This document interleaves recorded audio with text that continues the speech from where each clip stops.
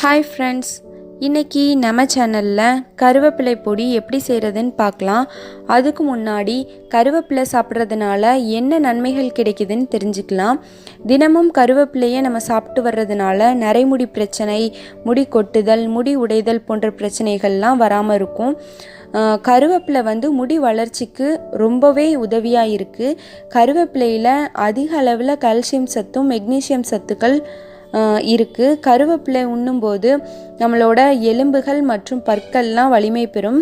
கருவேப்பிலையில் நார்ச்சத்து அதிகமாக இருக்குது. இந்த நார்ச்சத்து செரிமானத்திற்கு ரொம்ப உதவியாக இருக்குது. கருவேப்பிலை டெய்லி காலையில் 10 கருவேப்பிலையை நம்ம சாப்பிட்டு வந்தோம்னா இரத்த சோகை நோய் ஏற்படாமல் இருக்கும். கருவேப்பிலையில் அதிக அளவில் ஆன்டி ஆக்சிடென்ட் நிறைந்துள்ளது. இதனால் நரைமுடி பிரச்சனையை ஏற்படாமல் தடுக்கலாம். நாம் சமையல் பண்ணும்போது அதிகமாக கருவேப்பிலையை யூஸ் பண்ணுறோம். ஆனால் சாப்பிடும்போது அதோட அருமை தெரியாமல் கருவேப்பிலையை தனியாக ஒதுக்கி வச்சிடுறோம். குழந்தைங்க கேட்கவே வேணாம், சுத்தமாக சாப்பிட மாட்டாங்க. இனிமேலாவது நாமளும் நம்ம குழந்தைங்களும் கருவேப்பிலையை அதிகமாக உணவில் சேர்த்துக்கலாம். இந்த மாதிரி இட்லி பொடி மாதிரி செஞ்சு கொடுத்தோன்னா குழந்தைங்களுக்கு ரொம்ப பிடிக்கும். அவங்களும் ஈஸியாக சாப்பிட்ருவாங்க. கருவேப்பிலை பொடி எப்படி செய்கிறதுன்னு இப்போ தெரிஞ்சுக்கலாம். ஒரு கடாயில் கொஞ்சமாக நல்லெண்ணெய் சேர்த்துக்கோங்க. ஒரு 3 வத்தல் போட்டு வறுத்து தனியாக எடுத்து வச்சுக்கலாம்.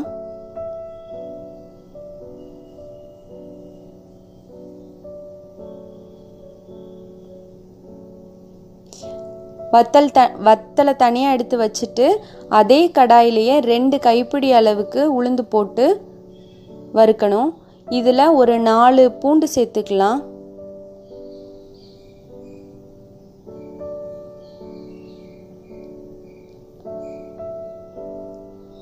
கருவேப்பிலை ஒரு 2 கப் அளவுக்கு சேர்த்துக்கலாம். இன்னும் ஜாஸ்தி உங்களுக்கு கருவேப்பிலை வேணாலும் சேர்த்துக்கலாம். இதை நல்லா வறுத்துக்கலாம். கருவேப்பிலை நல்லா ட்ரை ஆகணும்.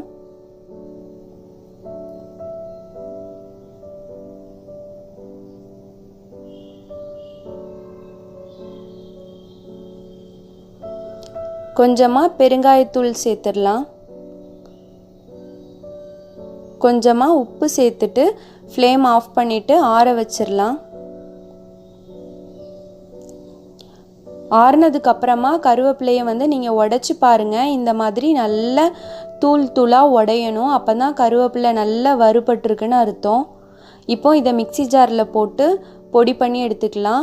ரொம்ப ஃபைனாக பொடி பண்ணிடாதீங்க. கொஞ்சம் கரகரப்பாக இருக்கிற மாதிரியே பொடி திரிச்சுக்கோங்க. இப்போ அவ்வளோதான், ஈஸியாக கருவேப்பிலை பொடி ரெடி ஆகிடுச்சு. இது இட்லிக்கு குழந்தைங்களுக்கெலாம் கொடுத்தோன்னா அவங்களுக்கு ரொம்ப பிடிக்கும். இது நார்மலாக நம்ம இட்லி பொடி மாதிரி தான் இருக்கும். கருவேப்பிலை கொஞ்சம் ஜாஸ்தி சேர்த்துருக்கோம், அவ்வளோதான் டிஃப்ரெண்ட்டு.